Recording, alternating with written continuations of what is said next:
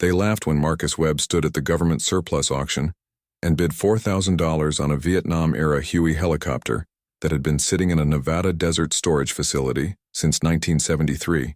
Wealthy collectors and restoration experts shaking their heads at the homeless veteran who was clearly wasting the last of his savings on a rotted aircraft that would cost 10 times what he paid just to make airworthy again.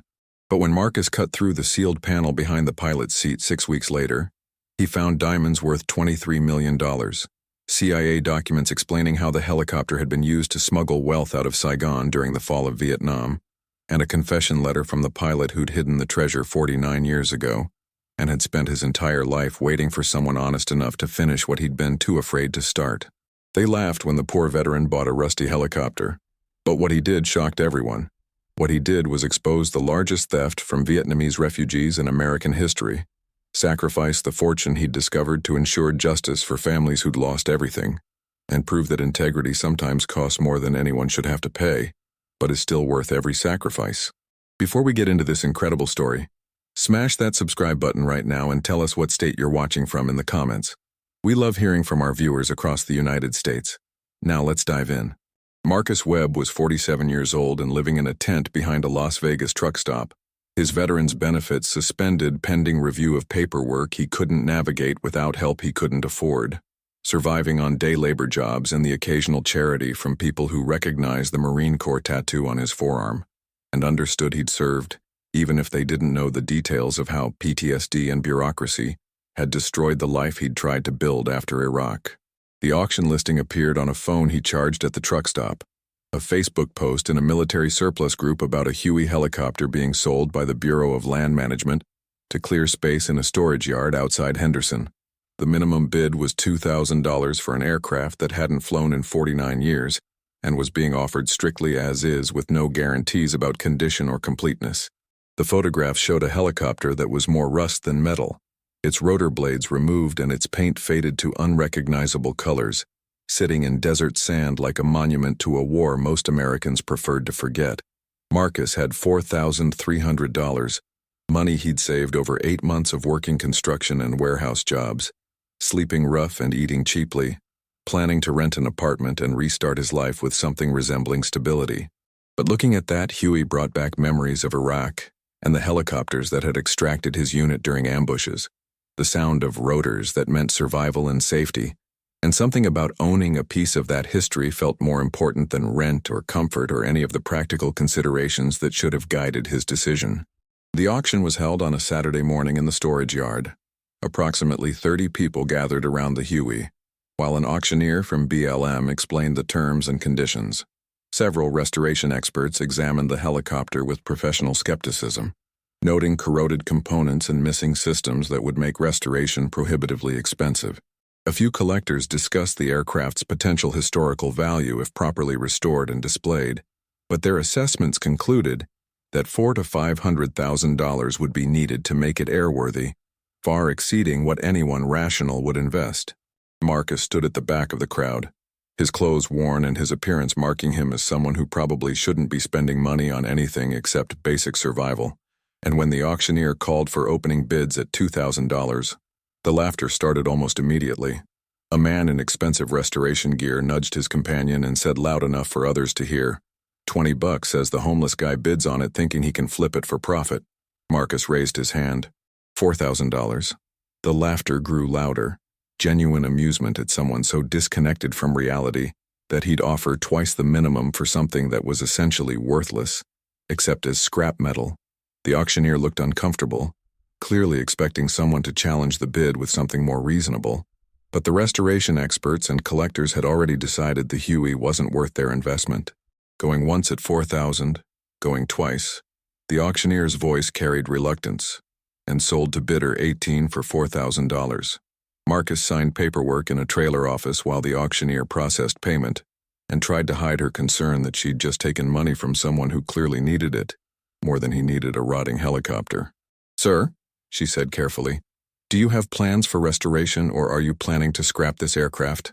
Because I should tell you that scrap yards will charge you for removal and disposal given the condition and the environmental issues with old military helicopters."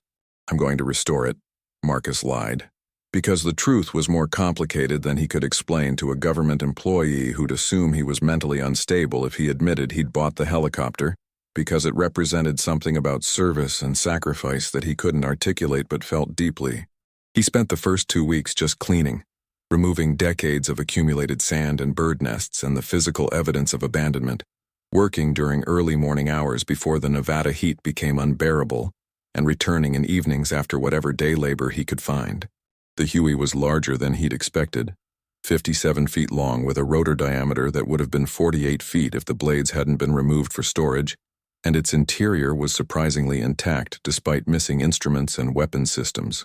The sealed panel behind the pilot's seat was something he noticed during the third week, while examining the cockpit's wiring, a section of aluminum that looked original, but which his Marine Corps experience with helicopter maintenance told him was actually a modification added after manufacture.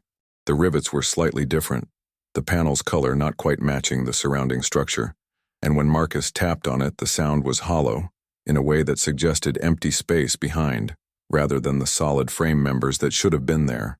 He borrowed a drill from the truck stop mechanic who'd become friendly after learning Marcus was a veteran, and spent an afternoon carefully removing rivets without damaging the panel, or whatever might be behind it. The panel came free to reveal a compartment approximately 2 feet by 3 feet, and inside were items wrapped in oilcloth that had protected them from moisture and decay for nearly half a century. The first package contained diamonds, hundreds of them in small cloth bags marked with Chinese characters Marcus couldn't read.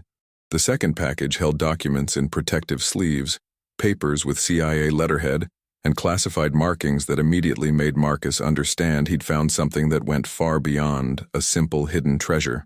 The third item was a letter, handwritten in fading ink on yellowed paper, addressed, "To whoever finds this, I'm Captain James Patterson, U.S. Army, and I'm a thief who's spent 49 years trying to justify stealing from people who'd already lost everything."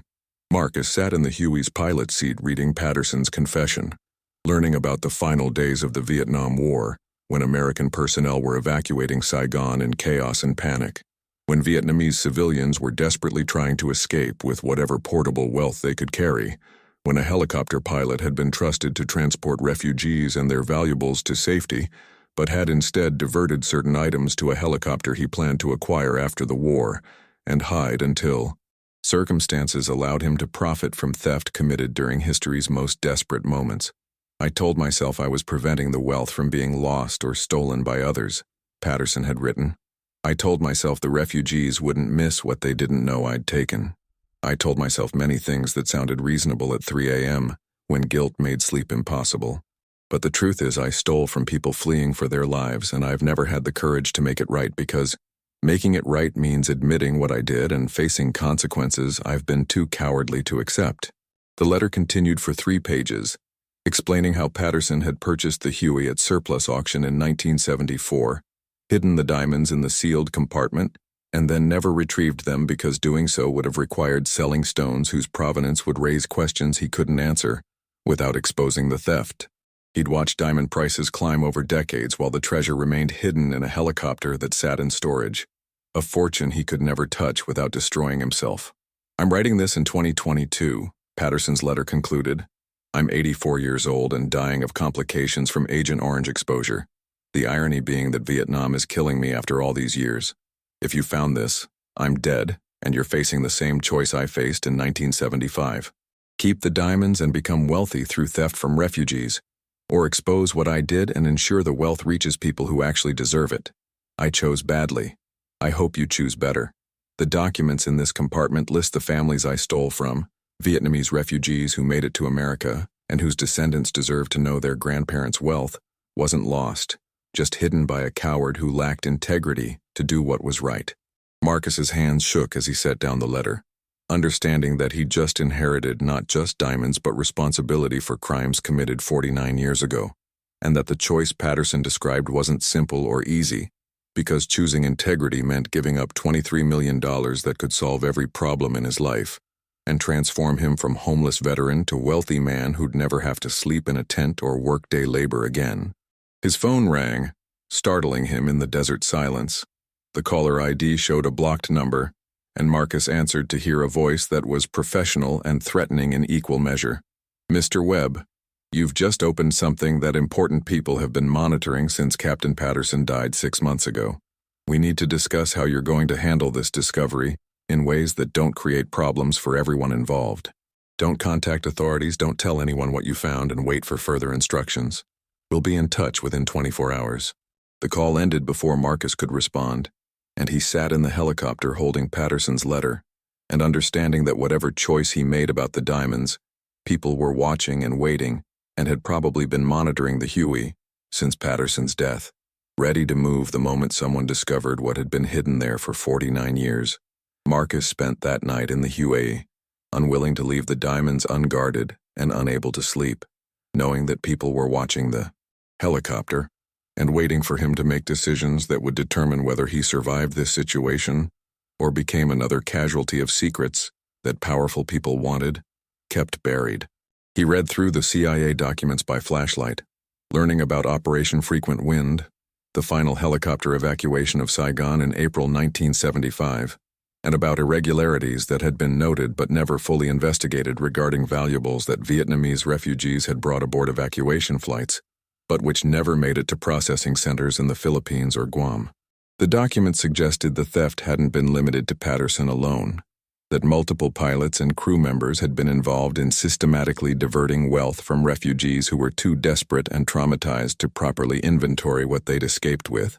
But Patterson's confession was the only evidence that named specific perpetrators and documented exactly what had been stolen from which families. The list was heartbreaking in its precision.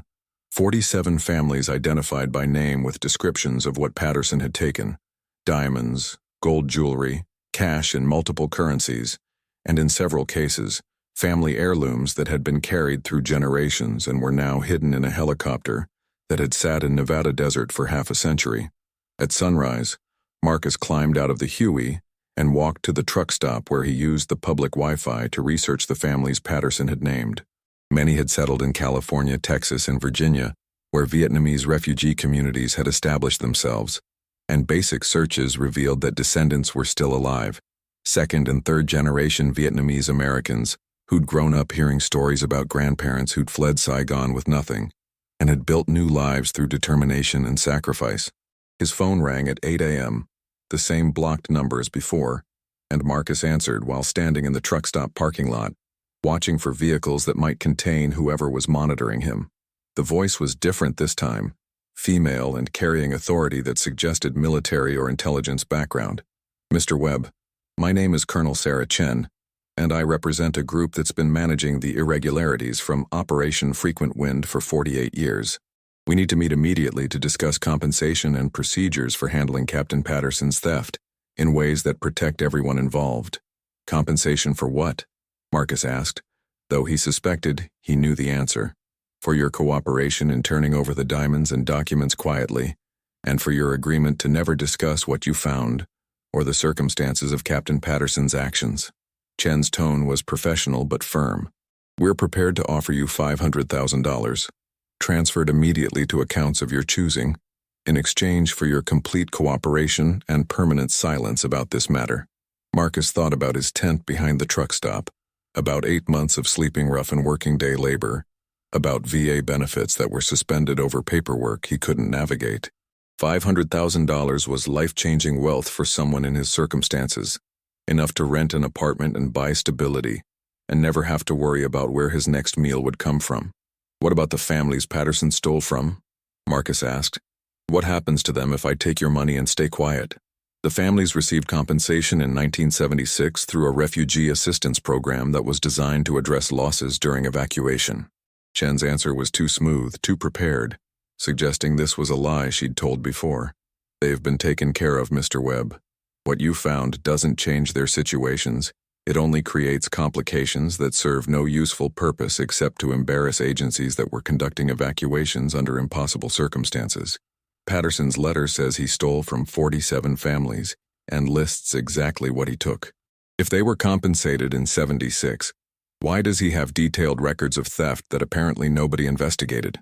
There was a pause before Chen responded, and Marcus could hear her recalculating her approach.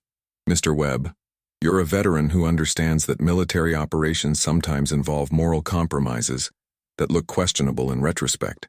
The evacuation of Saigon saved thousands of lives, under conditions that were chaotic and desperate.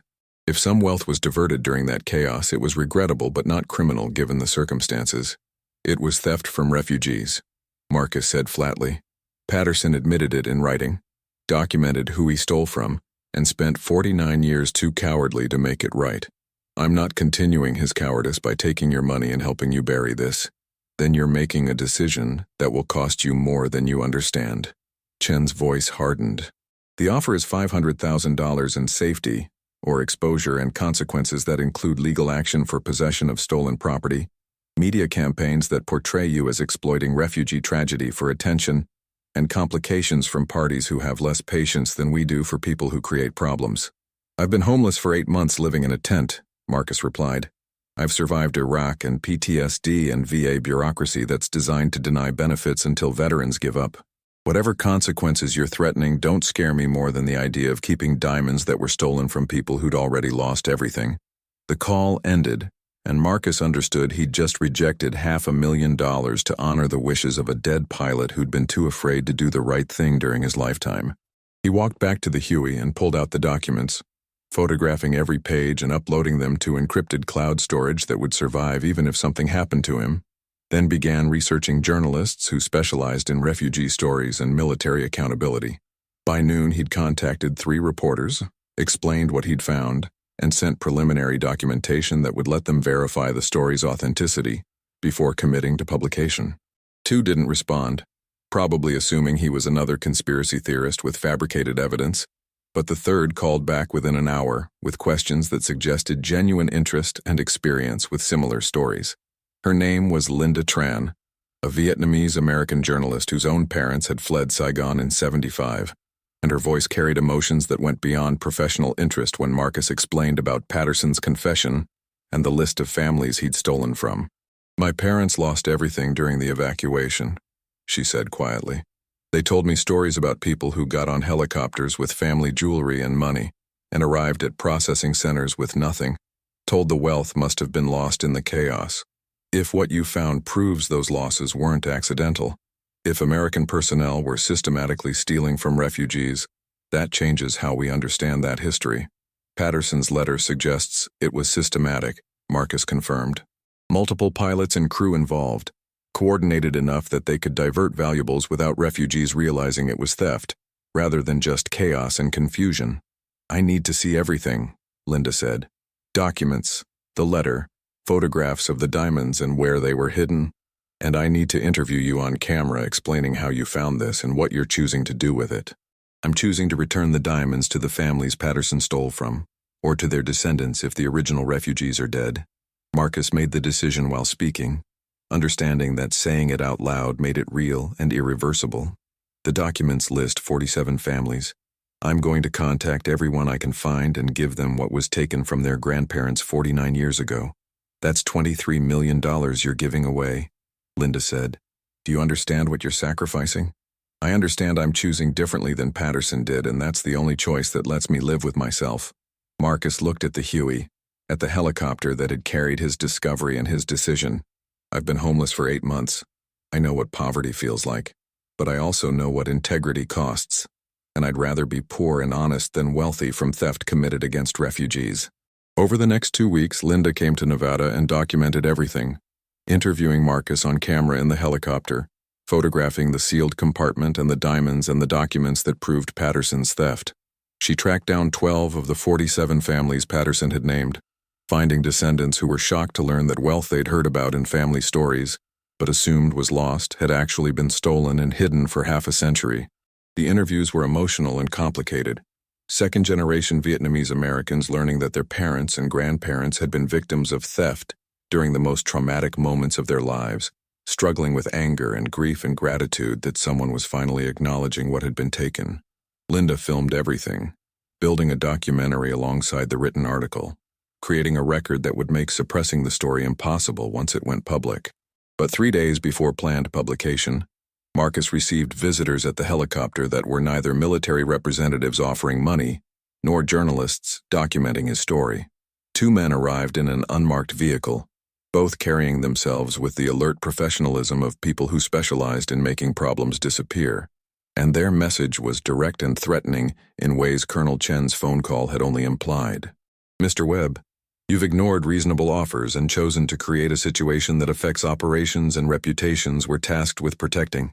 The taller man spoke with calm certainty. "We're giving you one final opportunity to reconsider before we implement solutions that won't involve negotiation or compensation." "What kind of solutions?" Marcus asked, his Marine Corps training making him hyper-aware of positioning and escape routes even while his rational mind understood that running wouldn't solve anything. The kind where the helicopter accidentally catches fire with you inside it, where the diamonds disappear into evidence lockers that don't officially exist, and where the story dies before publication, because the only person who could verify it is no longer available to confirm details. The man's expression didn't change. "We're not threatening you, Mr. Webb. We're explaining natural consequences of decisions that create problems for people with resources to solve them permanently." Marcus thought about Patterson's letter, about 49 years of cowardice and guilt, about choosing wealth over integrity and spending decades unable to sleep at 3 a.m. when conscience made rest impossible. "You're going to kill me for trying to return stolen property to the families it was taken from. That's the solution you're proposing. We're going to eliminate a complication before it becomes a scandal that serves no purpose except to damage agencies that were operating under impossible circumstances during a chaotic evacuation." The man pulled out his phone and showed Marcus photographs, surveillance images of Linda Tran, of the families he'd contacted, of the truck stop where he'd been living. "Everyone connected to this story is vulnerable, Mr. Webb. If you care about their safety, you'll accept that some truths are better left buried with the people who should have exposed them when they were alive." "Patterson wanted this exposed," Marcus said. "He spent 49 years feeling guilty about what he did and hoping someone would have courage he lacked. I'm not betraying that by letting you threaten me into silence. Then you're choosing martyrdom over survival, and we're choosing to ensure the story dies with you." The men left without further threats, apparently confident that their message had been delivered with sufficient clarity that Marcus would either comply or would soon be eliminated in ways that looked accidental enough to avoid investigation. Marcus called Linda immediately after they drove away, explaining the confrontation and the photographs showing surveillance of everyone involved in the story. Her response was immediate and strategic rather than fearful, the voice of someone who'd faced intimidation before and understood how to counter it. "We accelerate publication and we go broad instead of exclusive," she said, her tone carrying urgency mixed with determination. "I've been planning to publish through my newspaper with a documentary following weeks later, but that timeline gives them too much opportunity to act. Instead, we publish everything simultaneously across multiple platforms, distribute the documents and video to 20 different outlets, and make you and the family so publicly visible that making anyone disappear becomes impossible without confirming everything we're exposing. That makes everyone more visible but also more vulnerable," Marcus protested. "If they're willing to kill to protect this secret, wider exposure just gives them more targets. Wider exposure also means more witnesses and more documentation that survives even if individuals don't." Linda was already typing, coordinating with editors and producers. "The story goes live in 48 hours across print, broadcast, and digital platforms simultaneously. We're contacting every family on Patterson's list and offering them the option to appear on camera or remain anonymous while still receiving their share of recovered wealth. We're getting legal representation for you that specializes in protecting whistleblowers and sources. And we're making copies of everything stored in locations that ensure the truth survives regardless of what happens to any of us." Marcus spent those 48 hours in constant motion, never sleeping in the same location twice, moving between cheap motels and truck stops, while Linda coordinated what was becoming an operation rather than simply a news story. The families were responding with mixed emotions, some eager to participate and tell their parents' stories, others terrified that exposure would bring retaliation from agencies that had hidden the theft for nearly 5 decades. The legal team Linda arranged included attorneys who'd represented whistleblowers in cases against intelligence agencies and military contractors, people who understood that challenging institutional cover-ups required strategies beyond conventional legal approaches. They explained to Marcus that possession of the diamonds created complicated ownership questions, that both the U.S. government and the families Patterson had stolen from could claim legitimate rights, and that his declaration that he intended to return everything to the families was legally risky, but morally defensible. What about the threats? Marcus asked during a conference call with the attorneys. If these people are serious about eliminating complications, what legal protections exist to keep them from just killing everyone involved? Legally, very few protections exist against extra-legal actions by agencies operating outside official channels, one of the attorneys admitted. But practically the best protection is making the story so public and so documented that violence becomes counterproductive. Dead whistleblowers and murdered journalists tend to validate rather than suppress the stories they were telling. The publication happened at 6 a.m. on a Thursday, Linda's article appearing simultaneously in 15 major outlets, while the documentary began streaming on multiple platforms and television networks prepared segments for evening news broadcasts. The story led with Marcus in the helicopter, showing his homeless veteran background and the rusty Huey he'd purchased for $4,000, then revealed Patterson's confession and the diamonds and the list of 47 Vietnamese families who'd been systematically robbed during Operation Frequent Wind. The response was immediate and overwhelming. Social media exploding with outrage about theft from refugees, historical debates about accountability for actions during chaotic evacuations, and personal stories from Vietnamese Americans whose families had experienced similar unexplained losses during the fall of Saigon. Within hours, 3 congressional representatives had called for investigations. Military historians were being interviewed about Operation Frequent Wind's irregularities, and the families Patterson had named were being contacted by media outlets seeking their reactions and stories. Colonel Chen called Marcus at noon, her voice no longer carrying professional courtesy, but barely controlled anger. You've just created an international incident that damages relationships between the United States and Vietnam, embarrasses agencies that were conducting humanitarian evacuations under impossible circumstances, and exposes operations that should have remained classified for legitimate national security reasons. Patterson documented theft from refugees, not classified operations, Marcus replied. You're trying to hide behind national security to cover up crimes that had nothing to do with legitimate intelligence work and everything to do with personnel stealing from vulnerable people. You're naive if you think this exposure serves justice rather than just creating publicity for yourself and complications for people who were trying to save lives during one of history's most desperate evacuations. Chen's tone had shifted from anger to something that sounded almost like pleading. The families received assistance programs, the refugees rebuilt their lives successfully, and dredging up 50-year-old grievances serves no purpose except to damage institutions that continue protecting American interests today. The families deserve to know their wealth wasn't lost, it was stolen. And they deserve to have it returned instead of having it remain hidden in a helicopter, while agencies pretended the theft never happened. Marcus felt certainty he hadn't experienced since Iraq, understanding that some decisions were clearly right, even when they came with terrible costs. Patterson spent 49 years guilty about what he did. I'm not adding to that guilt by helping you continue the cover-up he participated in. The legal challenges began within days. Department of Justice filing motions to seize the diamonds as stolen property that required federal custody, pending ownership determination. Intelligence community lawyers arguing that the documents contained classified information that couldn't be publicly discussed without compromising ongoing operations.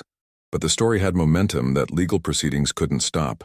Congressional hearings scheduled to examine theft during Operation Frequent Wind, and Vietnamese American advocacy groups demanding full accounting of what had been taken from refugees and why investigations had been suppressed for 5 decades. Marcus became the face of the story despite preferring anonymity, doing interviews that explained how a homeless veteran had bought a helicopter and found evidence that changed historical understanding of America's final exit from Vietnam. He appeared alongside Linda and several of the families Patterson had stolen from, their presence humanizing statistics about refugee losses and making it impossible to dismiss the story as simply embarrassing historical footnote that didn't matter anymore. The threats continued but became less direct as publicity made obvious violence counterproductive. Anonymous messages warning Marcus that accidents could still happen, and that people who embarrassed agencies sometimes experienced unfortunate complications years after initial exposure when public attention had moved to other stories.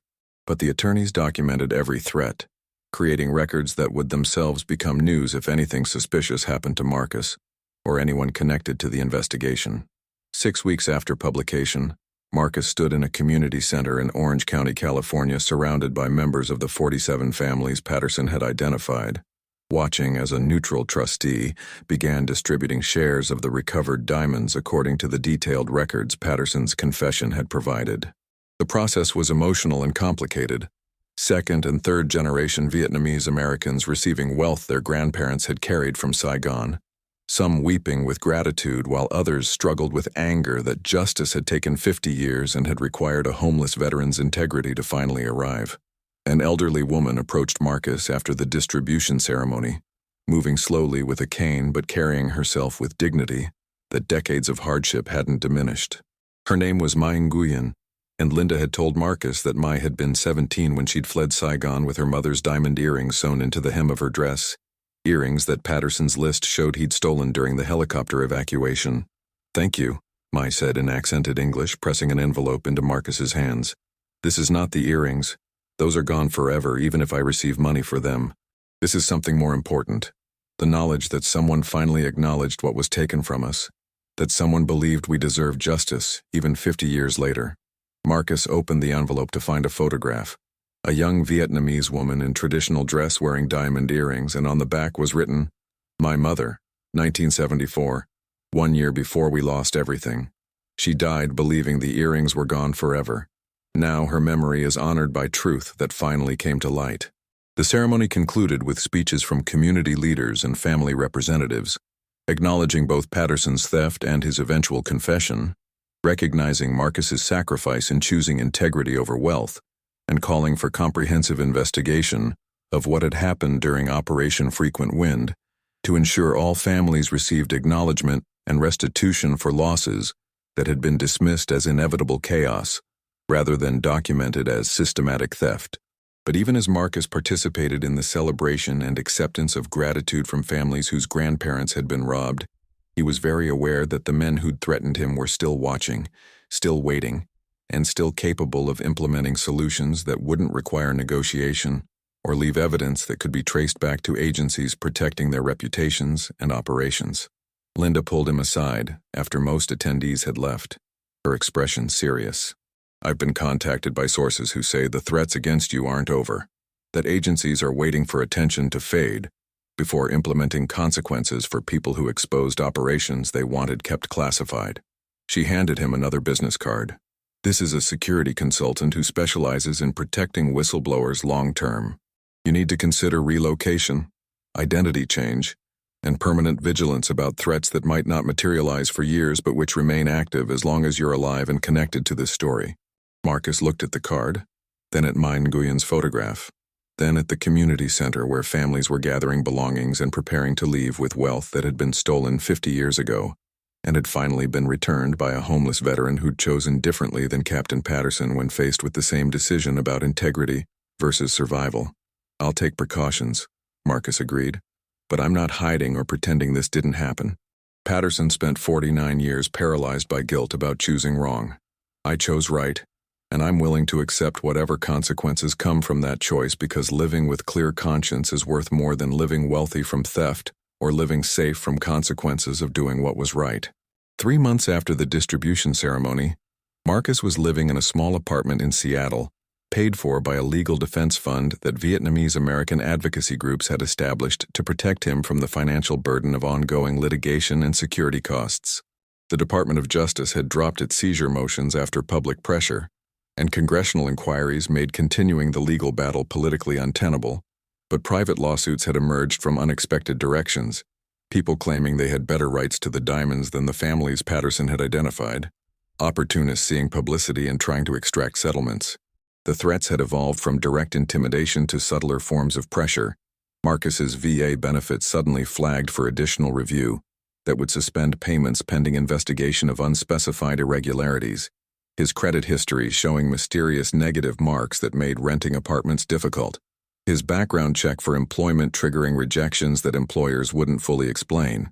The attorneys called it systematic harassment, designed to make his life difficult without creating obvious evidence of retaliation, and they filed complaints and lawsuits that would take years to resolve while the harassment continued. Linda visited Seattle in October to interview Marcus for a follow-up piece examining what happened to whistleblowers after the initial publicity faded and public attention moved to other stories.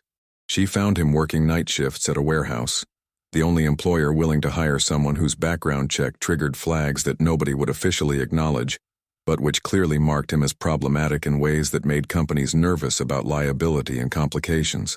They're trying to make you regret exposing the theft without making you important enough that more retaliation would generate new publicity, Linda observed over coffee in a diner near Marcus's apartment. It's a strategy intelligence agencies use with sources and whistleblowers who can't be eliminated, but who can be isolated and impoverished until they're no longer credible or sympathetic. Is it working? Marcus asked. Are you seeing me and thinking maybe I should have taken Colonel Chen's $500,000 and kept quiet?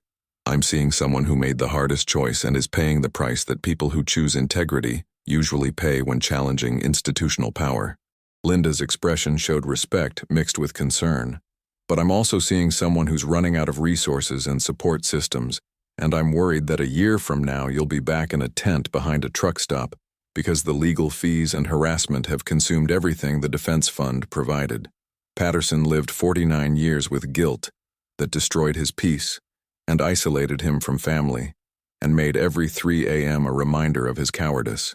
Marcus stirred his coffee, watching steam rise in patterns that reminded him of smoke from burn pits in Iraq. I'd rather live poor with clear conscience than wealthy with his guilt, but I'll admit there are nights when I wonder if integrity is just a luxury that people with resources can afford and people like me should focus on survival instead of principles. The conversation was interrupted by Marcus's phone ringing, a Seattle number he didn't recognize.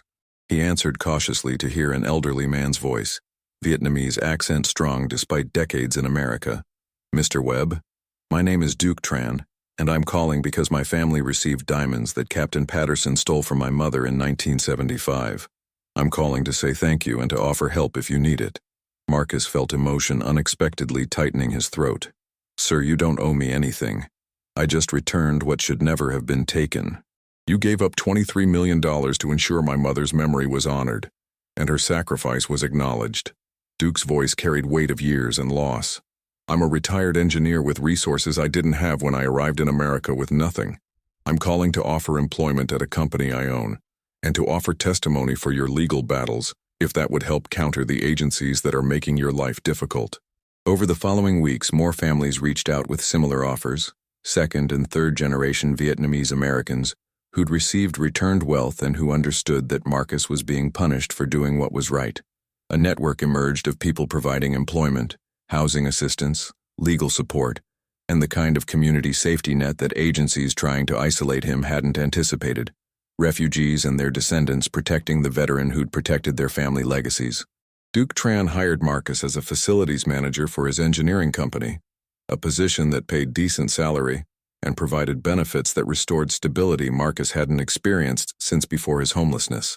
Other families contributed to the legal defense fund, ensuring attorneys could continue fighting the systematic harassment without depleting resources. Vietnamese American advocacy groups began documenting the retaliation Marcus faced and publicizing it as evidence that agencies were punishing whistleblowers who exposed historical crimes, creating new publicity that made further harassment more difficult to justify. But the most significant support came from an unexpected source 6 months after the initial exposure, when former military personnel who'd served in Operation Frequent Wind began contacting Linda with their own stories about theft and irregularities they'd witnessed but had been ordered to keep quiet.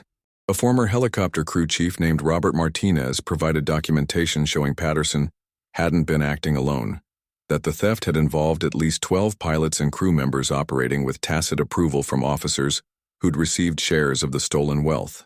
Martinez had kept records for 48 years, waiting for someone to have courage to expose what he'd seen, and Marcus's actions had finally given him the opening to reveal information that expanded the investigation beyond Patterson's individual crimes to the systematic corruption that had enabled them. He appeared on camera with Linda, his testimony corroborated by 3 other veterans who came forward after seeing his interview, and suddenly the story evolved from one pilot's confession to evidence of organized theft that reached higher in the military chain of command than anyone had previously documented. The expanded exposure brought renewed congressional interest, hearings that examined not just Patterson's actions, but the supervision and accountability systems that had failed to detect or prevent systematic theft from refugees.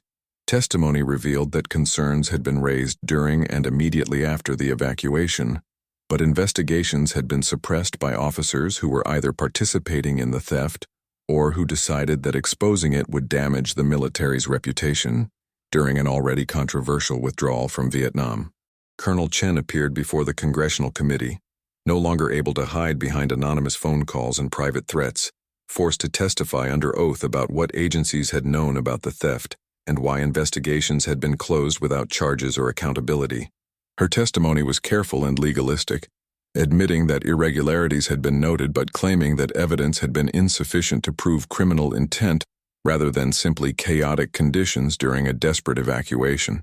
But Martinez's documentation and the testimony from other veterans contradicted Chen's careful narratives, showing that evidence had been sufficient and that suppression had been deliberate, rather than the result of insufficient information. The hearings concluded with recommendations for a comprehensive investigation of Operation Frequent Wind, compensation for additional families beyond the 47 Patterson had identified, and reforms to whistleblower protections to prevent retaliation against people who exposed historical crimes. Marcus watched the hearings from Seattle, his life now stable enough that he could afford the emotional bandwidth to follow the investigation he'd triggered by choosing to expose rather than profit from Patterson's confession. Linda called him after the final day of testimony, her voice carrying satisfaction mixed with exhaustion. "We did it," she said. "Not perfect justice and not complete accountability, but more truth than existed before you opened that sealed panel and decided to honor Patterson's request instead of keeping the diamonds. It cost more than I expected," Marcus admitted. "The harassment, the isolation, the year of struggling while agencies tried to make me regret choosing integrity over wealth. But you survived, and the story survived, and the families got their acknowledgement and restitution." Linda paused. "Patterson spent 49 years guilty and paralyzed. You spent 1 year struggling but clear conscience. That's the difference between choosing right and choosing wrong, even when choosing right comes with terrible costs." Marcus thought about his apartment paid for by refugee families, about the job Duc Tran had provided, about Mai Nguyen's photograph that hung on his wall, as reminder of why he'd made the choices that had brought him here. "You're right," he said. "Patterson wrote that letter hoping someone would have courage he lacked. I had that courage, and whatever consequences came from it, I'd make the same choice again, because some things are worth more than money or safety, or any of the practical considerations that make cowardice seem reasonable when you're facing impossible decisions." The conversation ended, and Marcus prepared for his shift at Duke's engineering company. His life transformed from homeless veteran to facility manager, from isolation to community support, from the tent behind a truck stop to stability earned through integrity that had cost him $23 million, but had returned something more valuable than wealth. The knowledge that when tested by circumstances that revealed character, he'd chosen to be the person Patterson had wished he'd been, rather than the person Patterson had actually become. 2 years after the initial exposure, Marcus stood in the Smithsonian National Museum of American History, watching as curators installed an exhibit about Operation Frequent Wind that included Patterson's confession letter, photographs of the Huey helicopter where the diamonds had been hidden, and testimonials from the 47 families whose wealth had been stolen and eventually returned. The exhibit was titled "The Cost of Integrity: How One Veteran's Choice Changed History," and it told the story of both Patterson's 49 years of cowardice and Marcus's decision to choose differently when faced with the same moral test. Linda stood beside him, her Pulitzer Prize for investigative journalism prominently displayed in the section about media's role in exposing the theft, recognition that had come 6 months ago and had validated years of work documenting not just Patterson's crimes, but the systematic harassment Marcus had faced for exposing them. The award had brought renewed attention to the story, interviews and speaking engagements that kept the investigation alive even as agencies hoped public interest would fade and let them return to managing historical narratives without interference from whistleblowers and journalists. "This feels surreal," Marcus said quietly, looking at his own face on the exhibit panels, photographs showing him in the Huey, and at the distribution ceremony and testifying before Congress. "I bought a helicopter for $4,000 thinking I'd restore it as a project, and instead I ended up here with my story displayed for people to learn from. You're not just displayed as history, you're displayed as example," Linda replied. Every day people face choices between integrity and convenience, between doing what's right and doing what's profitable or safe. Most people choose convenience because the costs of integrity seem too high. You chose differently, and that choice matters more than whether you kept the wealth or whether the agencies that tried to destroy you were held accountable.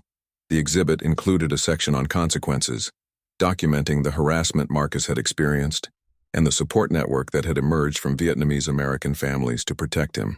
It showed the evolution from individual whistleblower to community cause, refugees and their descendants understanding that attacking Marcus meant attacking their own histories and the acknowledgement they'd fought for across 5 decades.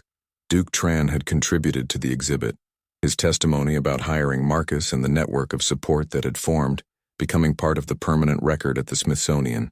He'd written, "When my mother fled Saigon in 1975, she carried diamonds that represented 3 generations of family wealth. Captain Patterson stole them during the evacuation, and for 48 years our family believed they were simply lost in the chaos. Marcus Webb gave up $23 million to return what was taken from us, sacrificing personal wealth to honor people he'd never met. That sacrifice deserved protection and support, so our community provided what agencies tried to deny him." The exhibit's final section examined lasting impact, showing how Marcus's exposure had led to identification of 62 additional families who'd experienced similar thefts during Operation Frequent Wind, comprehensive investigation that had recovered approximately $40 million in additional wealth through various channels, and reforms to how refugee evacuations were conducted and monitored to prevent future systematic theft. It acknowledged that accountability for the original crimes remained incomplete, many perpetrators dead or beyond prosecution, but that acknowledgement and restitution represented justice even when punishment proved impossible. A group of students entered the exhibit with their teacher, high school kids who looked bored until they started reading Patterson's confession and watching video testimony from families who'd received returned diamonds. Marcus watched them process the information, seeing the moment when abstract history became personal story about choices and consequences, and the difference between people who chose integrity and people who chose comfort when tested by circumstances that revealed character. One student, a Vietnamese American girl who looked about 16, approached Marcus after recognizing him from the exhibit photographs. "Are you the guy who gave up all that money?" she asked, her tone mixing disbelief and curiosity. "My grandparents say you're either a hero or crazy, and they can't decide which." "Maybe both," Marcus replied with a slight smile. "Sometimes the line between heroism and craziness is just whether the choice works out well or badly, and I got lucky that Vietnamese American families decided to support me instead of letting agencies destroy me for exposing their theft." "But you chose to expose it before knowing whether anyone would support you," the girl pressed. "You chose to give up $23 million without guarantees about what would happen after. That's not luck. That's either courage or stupidity." Patterson's letter asked whoever found the diamonds to choose better than he had, Marcus explained. "He spent 49 years guilty about choosing wealth over integrity, and I spent 1 year struggling because I chose integrity over wealth. When I compare those outcomes, I think I made the right choice even though the costs were higher than I expected."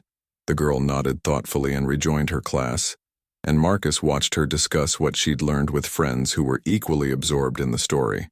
This was why the exhibit mattered, why Linda's journalism had been worth the risks, and why Marcus's choice to expose rather than profit had changed more than just the 47 families Patterson had identified.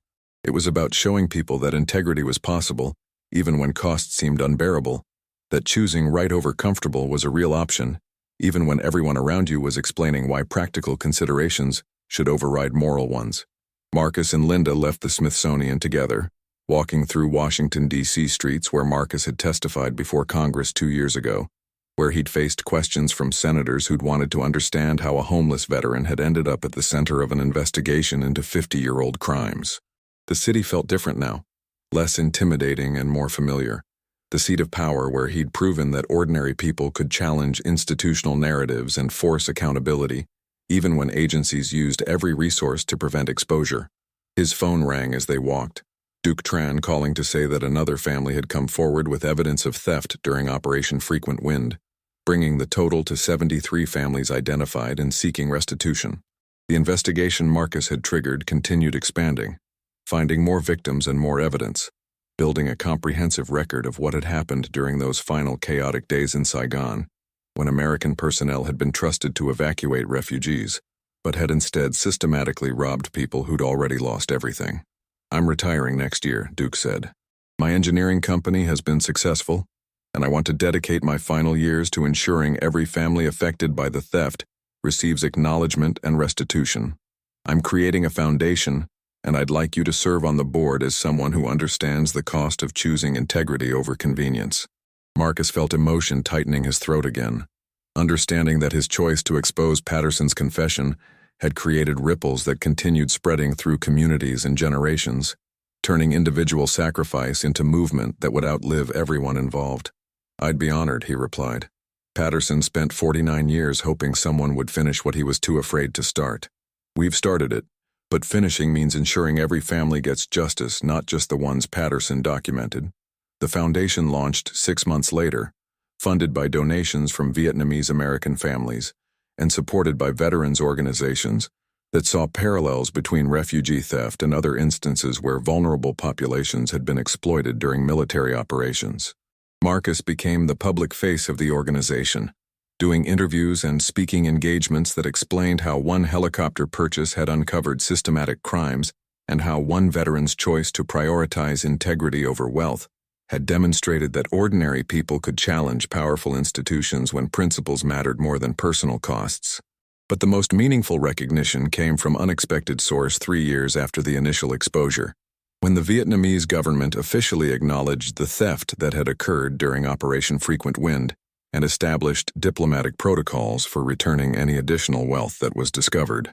The acknowledgement was politically complicated, requiring careful navigation of relations between the United States and Vietnam, but it represented official validation that what Patterson and others had done was criminal theft, rather than simply unfortunate chaos during a difficult evacuation. Marcus received an invitation to visit Vietnam as guest of families whose relatives had been robbed, descendants who'd grown up hearing stories about wealth that had been lost, and who wanted to thank the American veteran who'd sacrificed personal fortune to ensure their ancestors' suffering was acknowledged and their stolen property was returned. He accepted the invitation despite concerns about traveling to a country where his actions had exposed crimes committed by American military personnel, understanding that this trip represented closing a circle that had begun when Patterson had hidden diamonds in a helicopter 49 years ago. The visit was emotional and overwhelming.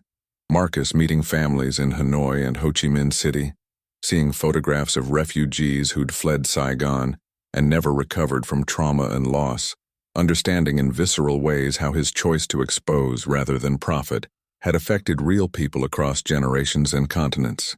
An elderly woman in Ho Chi Minh City pressed an envelope into his hands, explaining through a translator that her mother had been one of the refugees Patterson had robbed, that the family had spent 50 years believing the diamonds were simply lost, and that finally knowing the truth about what had happened meant they could properly grieve and move forward. Inside the envelope was a photograph, a young Vietnamese woman holding a baby, and on the back was written in English, "My mother and me, 1975, weeks before we fled. The diamonds she carried were stolen during evacuation, but your courage returned them 50 years later. Thank you for finishing what Captain Patterson was too afraid to complete." Marcus returned to Seattle with dozens of similar photographs and letters, testimonials from families who'd been affected by his choice, evidence that sacrifice had mattered in ways he could measure not in dollars, but in acknowledgement and closure, and the peace that came from knowing truth had finally been told after half a century of lies and cover-ups. 5 years after buying the helicopter, Marcus stood in his apartment looking at a wall covered with photographs from families who'd received returned wealth, at the Pulitzer certificate Linda had given him as recognition of the role he'd played in her journalism, at Mai Nguyen's picture of her mother wearing diamond earrings that Patterson had stolen. He thought about the moment he'd cut through that sealed panel and found Patterson's confession, about the choice between keeping $23 million or exposing theft from refugees, about the year of harassment and struggle, and the community support that had eventually emerged. He'd been homeless living in a tent, and now he had an apartment and a job, and a purpose that went beyond survival. He'd been mocked for buying a rusty helicopter, and now his story was displayed at the Smithsonian as example of integrity that changed history. He'd faced threats and harassment from agencies protecting their reputations, And he'd survived through combination of Vietnamese-American community support and the publicity that made obvious retaliation counterproductive. Patterson had written, "I chose badly. I hope you choose better." Marcus had chosen better, and the costs had been real and substantial, but they'd been worth paying because some decisions defined who you were and who you wanted to be, and choosing integrity over wealth when tested by circumstances that revealed character mattered more than any fortune he could have kept, or any comfort he could have purchased with diamonds stolen from refugees who'd already lost everything. The legacy wasn't measured in money returned or families compensated or agencies held accountable, though all of those mattered. The legacy was measured in the example of one homeless veteran who'd bought a helicopter for $4,000 and had found both treasure and moral test, who'd been offered $500,000 to stay quiet and $23 million to keep what he'd found, but who'd chosen instead to honor a dead pilot's request, to finish what he'd been too afraid to start. Thank you for joining us on this incredible journey through theft, redemption, and the cost of choosing integrity over convenience. If this story moved you, hit subscribe and share your thoughts in the comments about whether Marcus made the right choice. And remember, sometimes the most valuable thing we can do isn't keeping what we find, but returning it to people who deserve it, even when that choice costs everything we have and leaves us with nothing except clear conscience and the knowledge that we chose to be better than the circumstances that tested us.